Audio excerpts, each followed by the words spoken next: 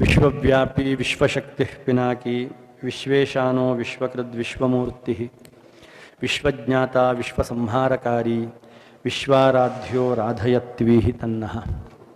ಶ್ರೀ ಗುರುಭ್ಯೋ ನಮಃ. ಎಲ್ಲ ಸಹೃದಯ ಜ್ಞಾನ ಬಂಧುಗಳಿಗೆ ಹೃತ್ಪೂರ್ವಕವಾದಂತಹ ನಮಸ್ಕಾರಗಳು.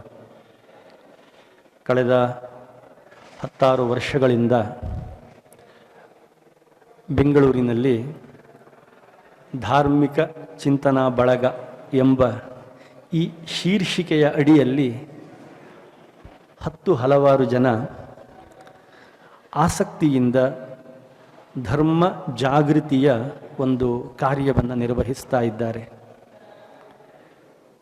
ಧರ್ಮೋ ಧಾರಯತೆ ಪ್ರಜಾಹ, ಇದು ನಮಗೆ ಗೊತ್ತು.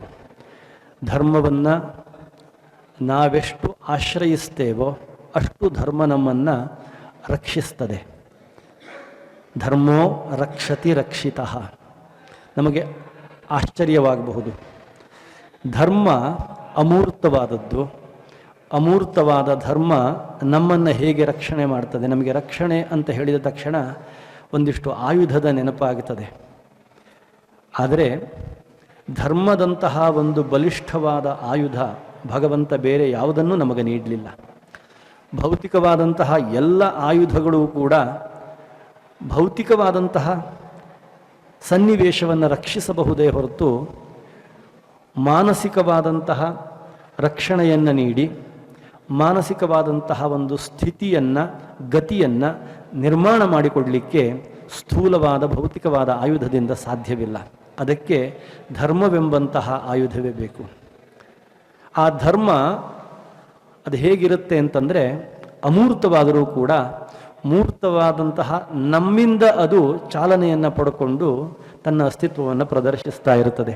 ಹಾಗಾಗಿ ನಾವು ಧರ್ಮಕ್ಕೆ ಆಶ್ರಯರಾಗಿ ಧರ್ಮವನ್ನು ಆಚರಿಸ್ತಾ ಸದಾಚಾರವನ್ನು ಜೀವನದಲ್ಲಿ ಅಳವಡಿಸಿಕೊಂಡು ಬದುಕನ್ನು ಸಾಗಿಸ್ತಾ ಇದ್ದರೆ ಸಾಕು.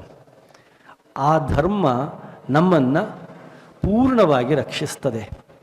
ನಮ್ಮ ಆಚಾರ, ನಮ್ಮ ವಿಚಾರ ಇವೇ ನಮ್ಮ ನಿಜವಾದ ರಕ್ಷಣೆಯ ಸಾಧನಗಳು. ಅವು ಕೇವಲ ಅತ್ಯಂತ ಸ್ಥೂಲವಾದಂತಹ ಭೌತಿಕ ರಕ್ಷಣೆಯನ್ನು ಸಂಪಾದನೆ ಮಾಡಿಕೊಡೋದು ಮಾತ್ರವಲ್ಲ, ಮಾನಸಿಕವಾದಂತಹ ಒಂದು ಸ್ಥಿತಿಯನ್ನು, ಗತಿಯನ್ನು, ಒಂದು ಮನೋಭಾವವನ್ನು ಸೃಷ್ಟಿ ಮಾಡಿಕೊಡುತ್ತೆ. ಸೃಷ್ಟವಾದಂತಹ ಮನೋಭಾವ ಕೇವಲ ವ್ಯಕ್ತಿಯನ್ನು ಮಾತ್ರ ರಕ್ಷಿಸದೆ ಸಂಪೂರ್ಣ ಸಮಾಜವನ್ನು ರಕ್ಷಿಸ್ತದೆ. ಹಾಗಾಗಿ ಒಬ್ಬೊಬ್ಬನು ತಾನು ಮಾಡುವಂತಹ ಆಚಾರವನ್ನು ಸಂಪ್ರದಾಯದ ಪರಿಧಿಯಲ್ಲಿ, ಶಿಷ್ಟಾಚಾರದ ಪರಿಧಿಯಲ್ಲಿ ಉಳಿಸಿಕೊಂಡು ಬೆಳೆಸಿಕೊಂಡು ಬಂದರೆ ಆ ವ್ಯಷ್ಟಿ ಧರ್ಮವೇ, ವ್ಯಕ್ತಿ ಧರ್ಮವೇ ಬೆಳೆದು ಸಮಷ್ಟಿಯಾಗಿ ಸಮಾಜ ಧರ್ಮವಾಗಿ ನಮ್ಮೆಲ್ಲರನ್ನು ರಕ್ಷಣೆ ಮಾಡುತ್ತೆ. ಈ ಎಲ್ಲ ಒಂದು ಧ್ಯೇಯೋದ್ದೇಶಗಳನ್ನು, ಉದಾತ್ತವಾದಂತಹ ಚಿಂತನೆಯನ್ನು ಮನಸ ಭಾವಿಸಿ ಸಿದ್ಧವಾದಂತಹ ಕಾರ್ಯಪಡೆಯೇ ಧಾರ್ಮಿಕ ಚಿಂತನಾ ಬಳಗ ಅಂತ. ಇದರಲ್ಲಿ ವ್ಯಕ್ತಿಶಃ ಗುರುತು ಮಾಡುವಂತಹದ್ದಿಲ್ಲ, ಒಂದು ಸಮೂಹವಾಗಿ ಸಿದ್ಧವಾದಂತಹ ವ್ಯವಸ್ಥೆ. ಇದು ಸಮಾಜದ ಜಾಗೃತಿಗಾಗಿ ಅನವರತವಾಗಿ ಕೆಲಸ ಮಾಡ್ತಾ ಇದೆ. ಇಂತಹ ಒಂದು ಸಂಘಟನೆ ಸುಮಾರು ಒಂದು 9-10 ವರ್ಷಗಳಿಂದ ನಿರಂತರವಾಗಿ ತನ್ನ ಕಾರ್ಯವನ್ನು ನಿರ್ವಹಿಸಿಕೊಂಡು ಬರ್ತಾ ಇದೆ. ಇದು ಕಾರ್ಯವನ್ನು ನಿರ್ವಹಿಸಲಿಕ್ಕಾಗಿ ಆಯ್ಕೆ ಮಾಡಿಕೊಳ್ಳುವಂತಹ ವಿಷಯಗಳು ಕೂಡ ಅಷ್ಟೇ ವಿಶೇಷವಾಗಿದೆ. ಧರ್ಮವನ್ನು ರಕ್ಷಿಸುವಲ್ಲಿ ನಿಮ್ಮೆಲ್ಲರ ಪಾತ್ರ ಪ್ರಧಾನವಾಗುವಂತಹ, ಆಚಾರವನ್ನು ಪ್ರಧಾನವಾಗಿ ಹೊಂದಿರುವಂತಹ ವಿಷಯವನ್ನು ಆಯ್ಕೆ ಮಾಡಿಕೊಂಡು ನಮ್ಮ ಮುಂದೆ ಅದು ಇರಿಸ್ತಾ ಇದೆ. ಬಳಗ ನಮ್ಮೆದುರಿನಲ್ಲಿ ಇದನ್ನು ನ್ಯಾಸ ಮಾಡಿಸ್ತಾ ಇದೆ. ಯಾರು ತಲಸ್ಪರ್ಶಿಯಾಗಿ ಮೂಲ ಗ್ರಂಥಗಳನ್ನು ಅಧ್ಯಯನ ಮಾಡಿರ್ತಾರೋ, ಉದಾಹರಣೆಗೆ ಹೇಳೋದಾದರೆ ಸೂತ್ರ, ವೇದ, ಸೂತ್ರ ಇವನ್ನ ತಳಹದಿಯನ್ನಾಗಿ ಹೊಂದಿ ವಿಷಯ ಪ್ರತಿಪಾದನೆಗೆ ಹೆಚ್ಚಿನ ಒತ್ತನ್ನು ಕೊಡ್ತಾ ಇದರ ಚೌಕಟ್ಟಿನಲ್ಲಿ ನಮ್ಮ ಸಂಪ್ರದಾಯಗಳನ್ನು ರಚಿಸುವತ್ತ ಒಂದು ವಿಚಾರಾತ್ಮಕವಾದ ಬೆಳವಣಿಗೆಯನ್ನು ನಿರ್ವಹಿಸುವಲ್ಲಿ ಕಾರ್ಯ ಮಾಡ್ತಾ ಇದೆ. ಅದು ಅಪರಕರ್ಮದ ವಿಚಾರ ಇರಬಹುದು, ಅಥವಾ ಶ್ರೌತವಾದಂತಹ ಹಲವು ವಿಷಯಗಳಿರಬಹುದು, ಅಥವಾ ಪುಣ್ಯಾಹ, ಯಜ್ಞೋಪವೀತ ಇತ್ಯಾದಿಯಾದ ವಿಚಾರವಿರಬಹುದು. ಅಂದರೆ ದೈನಂದಿನಲ್ಲಿ ನಾವು ಅದನ್ನು ಬಳಸ್ತಾ ಇರ್ತೇವೆ. ಬಳಸುವಾಗ ಸಾಕಷ್ಟು ಗೊಂದಲಕ್ಕೂ ನಾವು ನಮ್ಮನ್ನು ಒಪ್ಪಿಸಿಕೊಳ್ತೇವೆ. ಯಾವಾಗ ನಾವು ಸಂದೇಹಕ್ಕೆ ಒಳಗಾಗುತ್ತೇವೋ ಆವಾಗ ಆಚಾರದಲ್ಲಿ ಕ್ಲೇಶ ಉಂಟಾಗತ್ತೆ. ಆಚಾರ ಕ್ಲೇಶದಿಂದಲೇ ಧರ್ಮಭ್ರಂಶವೆನ್ನೋದು. ಇದಾಗಕೂಡುದು ಎಂಬಂತಹ ಉದ್ದೇಶದ ಜೊತೆಗೆ ಇಂತಹ ಒಂದು ಗೋಷ್ಠಿಯನ್ನು ಏರ್ಪಡಿಸಿ ನಮ್ಮನ್ನು ಜಾಗೃತಗೊಳಿಸುವಂತಹ ಕೆಲಸವನ್ನು ಧಾರ್ಮಿಕ ಚಿಂತನಾ ಬಳಗ ನಿರ್ವಹಿಸ್ತಾ ಇದೆ. ಇದಕ್ಕೆ ನಾವು ಸಾಕ್ಷಿಯಾಗಿದ್ದೇವೆ. ಇವತ್ತಿನ ದಿವಸವೂ ಕೂಡ ಈ ಒಂದು ಮುಖ್ಯ ಉದ್ದೇಶವನ್ನು ಧರಿಸಿಕೊಂಡು ಕಾರ್ಯವನ್ನು ನಿರ್ವಹಿಸಲಿಕ್ಕೆ ಅಣಿಗೊಳ್ತಾ ಇದ್ದೇವೆ. ನಾವು ಈ ಸಲದ ಧಾರ್ಮಿಕ ಚಿಂತನಾ ಗೋಷ್ಠಿಯಲ್ಲಿ ಪ್ರಧಾನವಾಗಿ ಚರ್ಚೆಯನ್ನು ಹೊಂದುವಂತಹ ವಿಷಯಗಳು ಯಜ್ಞೋಪವೀತ, ವೇದಗಳಲ್ಲಿ ರಾಷ್ಟ್ರ ಪರಿಕಲ್ಪನೆ, ಮಾಸ ಮಾಹಾತ್ಮ್ಯ, ಪುಣ್ಯಾಹವಾಚನ ಮತ್ತು ಪಂಚಗವ್ಯ, ಹಾಗೂ ಶ್ರೀ ಶಂಕರಾಚಾರ್ಯರ ಪಂಚಾಯತನದ ಸ್ತೋತ್ರಗಳು ಮತ್ತು ಮುಹೂರ್ತ ವಿವರಣೆ. ಇಷ್ಟು ವಿಷಯಗಳು ಇವತ್ತು ಇಲ್ಲಿ ನ್ಯಸ್ತವಾಗಲಿಕ್ಕಿವೆ. ಇನ್ನು ಮುಂದೆ ನಾಡಿನ ವಿವಿಧ ಭಾಗಗಳಿಂದ ಬಂದಂತಹ ಹಿರಿಯ ವಿದ್ವಾಂಸರು ಇದನ್ನು ನಿರ್ವಹಿಸಲಿಕ್ಕಿದ್ದಾರೆ. ನಾವು ಅದಕ್ಕೆ ಸಾಕ್ಷಿಗಳಾಗ್ತೇವೆ. ಆನಂತರ ಒಂದು ವಿಚಾರವನ್ನು ನಿಮಗೆ ಹೇಳೋದು ಅಂದರೆ, ಇದಕ್ಕೆ ಸಂಬಂಧಪಟ್ಟಂತಹ, ಈ ವಿಷಯಗಳಿಗೆ ಸಂಬಂಧಪಟ್ಟಂತಹ ಪ್ರಶ್ನೋತ್ತರಕ್ಕೂ ಕೂಡ ಅವಕಾಶವಿರುತ್ತೆ. ಅದನ್ನು ನಿಮ್ಮ ಆ ವಿಚಾರವನ್ನು ಆಲಿಸಿ, ನಿಮಗೀಗಾಗಲೇ ಪ್ಯಾಡ್ ಮತ್ತು ಪೆನ್ನುಗಳನ್ನು ನೀಡಿರುತ್ತಾರೆ. ನಿಮಗೆ ಸಂದೇಹಗಳೇನಾದರೂ ಇದ್ದಲ್ಲಿ ಒಂದು ಪ್ರಶ್ನೆಯನ್ನು ಬರೆದು ನಮ್ಮ ಸಂಘಟಕರ ಹತ್ತಿರ ನೀಡಿದರೆ ಆ ಪ್ರಶ್ನೆಯನ್ನು ನಾವಿಟ್ಟುಕೊಂಡು ವಿದ್ವಾಂಸರು ಏನು ಮಾಡ್ತಾರೆ, ವಿದ್ವಾಂಸರ ಕೈಗೆ ಒಪ್ಪಿಸ್ತೇವೆ. ಅವರು ಅದನ್ನು ಇಟ್ಟುಕೊಂಡು ಚರ್ಚಿಸಿ ಅದರ ಬಗ್ಗೆ ಒಂದು ನಿರ್ಣಯವನ್ನು ಕೊಡುವ ಪ್ರಯತ್ನವನ್ನು ಅವರು ಮಾಡ್ತಾರೆ. ಯಾರಿಗೂ ಕೂಡ ಎದ್ದು ನಿಂತು ಪ್ರಶ್ನೆಯನ್ನು ಜೋರಾಗಿ ಉದ್ಧರಿಸಲಿಕ್ಕೆ ಅವಕಾಶಗಳು ಇರೋದಿಲ್ಲ. ಕಾರಣ ಇಷ್ಟೇನೆ, ಕೇಳಬಾರ್ದು ಅಂತಲ್ಲ, ವಿದ್ವಾಂಸರು ನಮ್ಮ ಜೊತೆಗೇ ಇರ್ತಾರೆ. ಆನಂತರ ಬಿಡುವಿನ ಅವಧಿಯಲ್ಲಿ ಎಷ್ಟೊತ್ತಿಗೂ ಬೇಕು ಕೂಡ ನಾವು ಅದನ್ನು ಚರ್ಚೆ ಮಾಡಬಹುದು. ಆದರೆ ಸಭೆ ನಡೆಯುವಾಗ ಆದಷ್ಟು ನಾವು ಒಂದು ಶಿಸ್ತಿನ ಪರಿಧಿಯ ಒಳಗಡೆ ನಾವು ಇರೋಣ ಅನ್ನೋದು ಉದ್ದೇಶವಾಗಿದೆ. ಇದರ ಈ ಚಿಂತನ ಗೋಷ್ಠಿಯ ಪ್ರಧಾನ ಉದ್ದೇಶವೇ ನಮ್ಮ ಪ್ರಾಚೀನ ಸಂಸ್ಕೃತಿ ಮತ್ತು ನಮ್ಮ ಪ್ರಾಚೀನವಾದಂತಹ ಆಚಾರ ಪದ್ಧತಿ ಹೇಗೆ ಸೂತ್ರ ಮತ್ತು ಶ್ರೌತ ಮತ್ತು ಪರಂಪರೆ ನಾವು ಬಿಟ್ಟಂಥ ಎಷ್ಟೋ ಪರಂಪರೆಗಳನ್ನು ನಾವು ಬಿಟ್ಟುಬಿಟ್ಟಿದ್ದೇವೆ, ಎಷ್ಟೋ ಸಂಪ್ರದಾಯಗಳನ್ನು ನಾವು ಮರೆತುಕೊಂಡಿದ್ದೇವೆ. ಈ ಆಧುನಿಕವಾದಂತಹ ಈ ಪ್ರದರ್ಶನದ ಭರಾಟೆಯಲ್ಲಿ ಎಷ್ಟೋ ವಿಚಾರಗಳು ಮರೆಯಾಗಿ ಹೋಗ್ತಾ ಇವೆ. ಆದ್ದರಿಂದ ಕಳೆದು ಅಂದರೆ ಮರೆತು ಹೋದಂತಹ ವಿಚಾರಗಳನ್ನು ನಾವು ಮುನ್ನೆಲೆಗೆ ತಂದುಕೊಡ್ಲಿಕ್ಕೋಸ್ಕರವಾಗಿಯೇ ಇಂತಹ ಒಂದು ಗೋಷ್ಠಿಯನ್ನು ಆಯೋಜಿಸಿರೋದ್ರಿಂದ ಆದಷ್ಟು ನಮ್ಮ ಪ್ರಶ್ನೆಗಳು ಪ್ರಾಚೀನ ಸಂಪ್ರದಾಯದ ಚೌಕಟ್ಟಿನಲ್ಲಿರಲಿ. ತೀರ ಇದು ವೈಜ್ಞಾನಿಕವಾಗಿ ಹೇಗೆ ಸರಿ ಇತ್ಯಾದಿ ತೀರ ವಿಜ್ಞಾನ ಎನ್ನುವ ಈ ಆಧುನಿಕ ಪರಿಭಾಷೆಯ ಒಂದು ಏನು ಹೇಳ್ತಾರೆ ಸ್ಕೇಲ್, ಮಾನದಂಡಕ್ಕೆ ನಾವು ಅದನ್ನು ಹೊಂದಿಸಿ ಕಷ್ಟಪಟ್ಟು ಎಳೆದು ಹೊಂದಿಸಿ ಪ್ರಯತ್ನ ಮಾಡೋದು ಬೇಡ. ಅಂತಹದ್ದೊಂದು ಜಿಜ್ಞಾಸೆ ಇದ್ದರೂ ಕೂಡ ಆನಂತರದಲ್ಲಿ ಈ ಔಟ್ ಆಫ್ ಪ್ರೋಗ್ರಾಮ್ ಇದನ್ನು ಈ ಒಂದು ವೇದಿಕೆಯಿಂದ ಹೊರಭಾಗದಲ್ಲಿ ನಾವು ಅದನ್ನು ವಿದ್ವಾಂಸರ ಜೊತೆಗೆ ಚರ್ಚೆ ಮಾಡೋಣ. ಮತ್ತು ಯಾವ ವಿಷಯಗಳು ನಿಖರವಾಗಿ ಇಲ್ಲಿ ನಾವು ಉಲ್ಲೇಖ ಮಾಡಿದ್ದೇವೋ ಆ ವಿಷಯದ ಪರಿಧಿಯ ಒಳಗೆ ನಾವು ನಮ್ಮ ಪ್ರಶ್ನೆಗಳನ್ನು ಜೋಡಿಸಿಕೊಳ್ಳೋಣ ಅಂತ ನಾನು ಬಳಗದ ಪರವಾಗಿ ಪ್ರಾರ್ಥಿಸಿಕೊಳ್ತಾ ಇದ್ದೇನೆ. ಜೊತೆಗೆ ಇನ್ನೊಂದು ಸಣ್ಣ ಸೂಚನೆ ಏನು ಅಂತಂದರೆ, ವಿದ್ವಾಂಸರ ಫೋನ್ ನಂಬರ್ ಕೂಡ ಅಲ್ಲಿ ಹಾಕಲ್ಪಟ್ಟಿದೆ. ನಿಮಗೆ ತೀರಾ ಆ ಫೋನ್ ನಂಬರನ್ನು ಇಟ್ಕೊಂಡಿರಿ. ನಿಮಗೆ ತೀರಾ ಜಿಜ್ಞಾಸೆ, ಯಾಕೆಂದರೆ ಎಲ್ಲ ಜಿಜ್ಞಾಸೆಯೂ ಇಲ್ಲೇ ಬರಬೇಕು ಅಂತೇನಿಲ್ಲ. ಈ ವಿಷಯಕ್ಕೆ ಸಂಬಂಧಪಟ್ಟಂತಹ ವಿಷಯ ಈಗಲೇ ಜಿಜ್ಞಾಸೆ ಮಾಡಿ ಈಗಲೇ ಅದಕ್ಕೆ ಉತ್ತರ ಕಂಡುಕೊಳ್ಬೇಕು ಅಂತಿಲ್ಲ. ಯಾವ್ಯಾವಾಗಲೂ ನಮಗೆ ಆಚಾರದಲ್ಲಿ ತೊಡಗುವಾಗಲೇ ಎಷ್ಟೋ ಬಾರಿ ನಮಗೆ ಸಂದೇಹಗಳು ಉಂಟಾಗೋದು. ಅಂತಹ ಸನ್ನಿವೇಶದಲ್ಲಿ ವಿದ್ವಾಂಸರನ್ನು ಸಂಪರ್ಕಿಸಲಿಕ್ಕೂ ಅವಕಾಶವಿದೆ. ಜೊತೆಗೆ ಇಲ್ಲಿ ಒಂದು 4 ಕಡೆಗಳಲ್ಲಿ QR ಕೋಡ್ ಇದೆ, ಅಲ್ಲಿ ಗೋಡೆಗೆ ಅಂಟಿಸಿದ್ದಾರೆ. ಅದನ್ನು ಸ್ಕ್ಯಾನ್ ಮಾಡಿಕೊಂಡ್ರೆ ನಿಮಗೆ ಈ ಹಿಂದಿನ ವರ್ಷಗಳಲ್ಲಿ ನಡೆದಂತಹ ಕಾರ್ಯಕ್ರಮಗಳ ವಿಡಿಯೋ ನಿಮಗೆ ಉಪಲಬ್ಧವಾಗುತ್ತೆ. ಯೂಟ್ಯೂಬ್ ಅಲ್ಲ, ವಿಡಿಯೋ ನಿಮಗೆ ಉಪಲಬ್ಧವಿರುತ್ತೆ. ಅದನ್ನು ಕೂಡ ನೀವು ಬಳಸ್ಕೊಳ್ಬಹುದು ಅಂತ ಸೂಚಿಸ್ತಾ ಇದ್ದೇವೆ. ಸ್ವಾಮಿಗಳು ಬರುವಾಗ ನಾವೆಲ್ಲ ಎದ್ದು ನಿಂತು ಅವರನ್ನು ಸ್ವಾಗತಿಸೋಣ. ಅಂತೆ ಚ ಪ್ರತಿಷ್ಠಿತಃ ತಸ್ಯ ಪ್ರಕೃತಿಲೀನಸ್ಯ ಯಃ ಪರಸ್ಸ ಮಹೇಶ್ವರಃ. ಈ ಒಂದು ಕಾರ್ಯಕ್ರಮದಲ್ಲಿ ದಿವ್ಯ ಸಾನ್ನಿಧ್ಯವನ್ನು ವಹಿಸಲಿಕ್ಕಿದ್ದಾರೆ ಪರಮಪೂಜ್ಯ ಶ್ರೀ ಶ್ರೀ ಶ್ರೀ ಅಕ್ಷರಾನಂದೇಂದ್ರ ಸರಸ್ವತಿ ಸ್ವಾಮೀಜಿಯವರು. ಹಾಗೆ ಇನ್ನುಳಿದ ವಿದ್ವಾಂಸರು ಎಲ್ಲರೂ ದೀಪ ಪ್ರಜ್ವಾಲನೆಯನ್ನು ಮಾಡಬೇಕು ಎನ್ನುವುದಾಗಿ ಪ್ರಾರ್ಥಿಸಿಕೊಳ್ತಾ ಇದ್ದೇವೆ.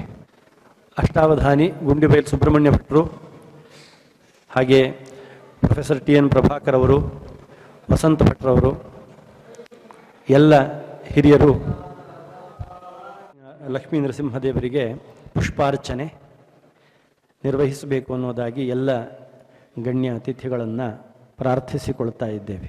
ಪ್ರವೋಚಂಯಃ ಪಾರ್ಥಿವಾನಿ ವಿಮಮೇರಜಾಗುಂ ಸಿಯೋ ಅಸ್ಕಭಾಯದುತ್ತರಗುಂ ಸದಸ್ಥಂ ವಿಚಕ್ರಮಾಣ ಹೋರುಗಾಯಃ ವಿಷ್ಣೋ ಪೃಷ್ಠಮಸಿ ವಿಷ್ಣೋಷ್ಣಪ್ತ್ರೇ ಸ್ಥೋ ವಿಷ್ಣೋ ಸ್ಯೂರಸಿ ವಿಷ್ಣೋ ಧ್ರುವಮಸಿ ವೈಷ್ಣವಮಸಿ ವಿಷ್ಣವೇ ತ್ವಾ. ಓಂ ಸತ್ಯಜ್ಞಾನಸುಖಸ್ವರೂಪಮಮಲಂ ಕ್ಷೀರಾಬ್ಧಿ ಮಧ್ಯೆ ಸ್ಥಿತಂ ಯೋಗಾರೂಢಮತಿಪ್ರಸನ್ನವದನಂ ಭೂಷಾ ಸಹಸ್ರೋಜ್ವಲಂ ತ್ರಕ್ಷಂ ಚಕ್ರಪಿನಾಕಸಾಭಯವರಾನ್ ಬಿಭ್ರಾಣಮರ್ಕಚ್ಛವಿಂ ಛತ್ರೀಭೂತಫಣೀಂದ್ರಮಿಂದುಧವಲಂ ನೃಸಿಂಹಂ ಭಜೆ. ಇದೀಗ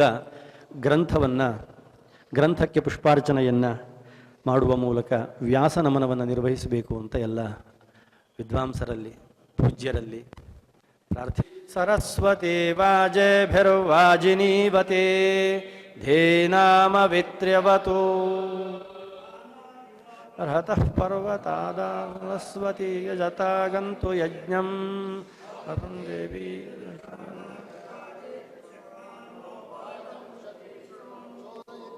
ಸೂನೃತಾನಾಂ ಚೇತಂತಿ ಸುಮತೀನಾಂ ಯಜ್ಞಂ ದಧೇ ಸರಸ್ವತಿ.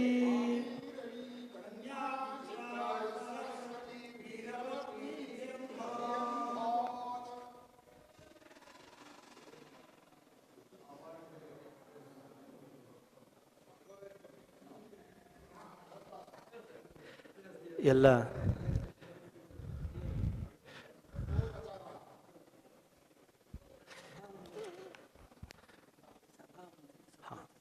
ಸಭಾವಂದನೆ. ಸಪ್ರಥ ಸಭಾಂ ಮೇ ಗೋಪಾಯ ಯೇ ಚ ಸಭ್ಯಾ ಸಭಾಸದಃ ತಾನಿಂದ್ರಿಯಾವತಃ ಕುರು ಸರ್ವಮಾಯುರುಪಾಸತಾಂ. ಬುದ್ಧಿಯ ಮಂತ್ರಂ ಮೇ ಗೋಪಾಯ ಯಮೃಷಯಸ್ತ್ರೈವಿದಾ ವಿದುಃ ರ್ಚಃ ಸಾಮಾನಿಯಯೋಗುಂಷಿ ಸಾಹಿ ಶ್ರೀರಮೃತಾ ಸತಾಂ. ಸಭಾಪತಿಭ್ಯಶ್ಚ ವೋ ನಮಃ.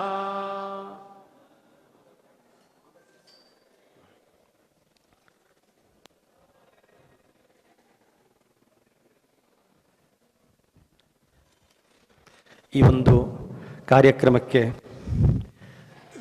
ದೂರದ ಊರಿನಿಂದ ಬಂದಿರುವಂತಹ ಎಲ್ಲರನ್ನ ಬರಿಮಾಡಿಕೊಳ್ಳುವಂತಹ ಸಮಯ. ಮೊದಲಿಗೆ ಈ ಒಂದು ತಮ್ಮ ಉಪಸ್ಥಿತಿಯಿಂದ ನಮ್ಮೆಲ್ಲರನ್ನೂ ಕೂಡ ಅನುಗ್ರಹಿಸಲಿಕ್ಕೆ ಮತ್ತೂರಿನಿಂದ ಆಗಮಿಸಿರುವಂತಹ ಪರಮಪೂಜ್ಯ ಶ್ರೀ ಶ್ರೀ ಶ್ರೀ ಅಕ್ಷರಾನಂದೇಂದ್ರ ಸರಸ್ವತಿ ಸ್ವಾಮೀಜಿಯವರು ವೇದಿಕೆಗೆ ಬಂದು ನಮ್ಮನ್ನು ಅನುಗ್ರಹಿಸಬೇಕು ಎಂಬುದಾಗಿ ಪ್ರಾರ್ಥಿಸಿಕೊಳ್ತಾ ಇದ್ದೇವೆ. ಅಂತೆಯೇ ಹಿರಿಯ ವಿದ್ವಾಂಸರಾದಂತಹ ಡಾಕ್ಟರ್ TN ಪ್ರಭಾಕರ್ ಅವರು, ಹಾಗೆಯೇ ಅಷ್ಟಾವಧಾನಿ ಸುಬ್ರಹ್ಮಣ್ಯ ಭಟ್ರವರು, ವಸಂತ ಭಟ್ರವರು, ಎಲ್ಲರೂ ಕೂಡ ವೇದಿಕೆಯನ್ನು ಅಲಂಕರಿಸಬೇಕು ಅನ್ನೋದಾಗಿ ಪ್ರಾರ್ಥಿಸಿಕೊಳ್ತಾ ಇದ್ದೇವೆ. ಓಂ ನಮಃ ಸರ್ವಭೂತಾನಿ ವಿಷ್ಟಭ್ಯ ಪರಿತಿಷ್ಠತೆ ಅಖಂಡಾನಂದಬೋಧಾಯ ಪೂರ್ಣಾಯ ಪರಮಾತ್ಮನೆ. ಸುಮಾರು 10 ವರ್ಷಗಳಿಗಿಂತಲೂ ಹೆಚ್ಚಿನ ಕಾಲದಿಂದ ಧಾರ್ಮಿಕ ಜಾಗೃತಿಯನ್ನು ಉದ್ದೇಶಿಸಿ ಆರಂಭಗೊಂಡಂತಹ ಈ ಒಂದು ಕಾರ್ಯಕ್ರಮ ಈ ದಿವಸ ಆಯೋಜಿತವಾಗಿ ಮುನ್ನಡೆಯುತ್ತಾ ಇದೆ. ಇದಕ್ಕೆ ನಾವೆಲ್ಲರೂ ಕೂಡ ಸಾಕ್ಷಿಗಳಾಗುತ್ತಾ ಇದ್ದೇವೆ. ಉದ್ದೇಶವನ್ನು ನಾವು ಈಗಾಗಲೇ ಅರಿತಿದ್ದೇವೆ. ಆರಂಭವಾದಂತಹ ಕಾರ್ಯಕ್ರಮ ಸಾಯಂಕಾಲ ಪರ್ಯಂತವಾಗಿ ಬೇರೆ ಬೇರೆ ವಿಚಾರಗಳಲ್ಲಿ ಮುಂದುವರಿಯಲಿಕ್ಕಿದೆ.